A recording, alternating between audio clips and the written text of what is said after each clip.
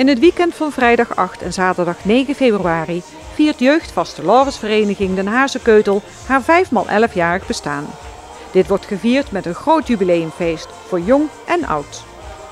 Op vrijdag 8 februari gaat het feest om 8 uur van start met optredens van Limburgse topartiesten en natuurlijk ook topartiesten van Vendraayse bodem.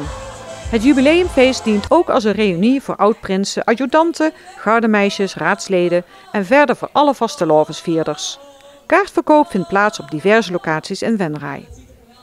Zaterdag 9 februari zal de Wetteling in teken staan van de TVK met maar liefst 4 Venrayse acts in de finale.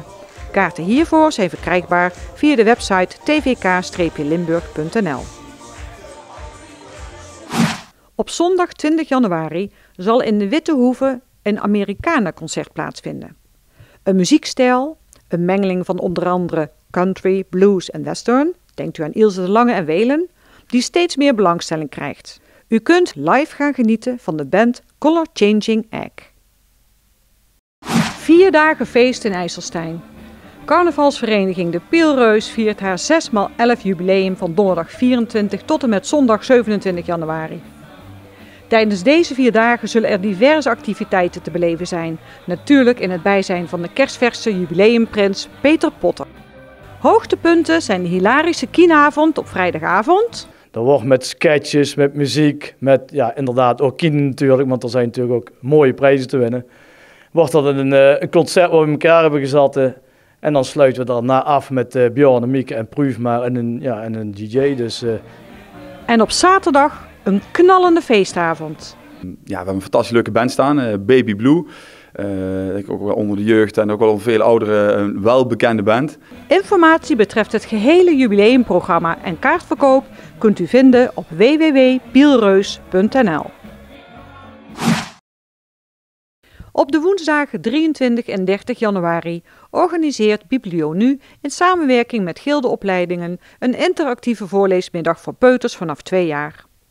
Studenten van de gildeopleidingen lezen de kinderen voor uit Een huis voor Harry van Leo Timmers. Na het voorlezen gaan de kinderen samen met Harry op zoek naar zijn huis. Ze zingen mee met het liedje en dansen zelf als de dieren uit het boek. Samen maken ze er een echt feestje van.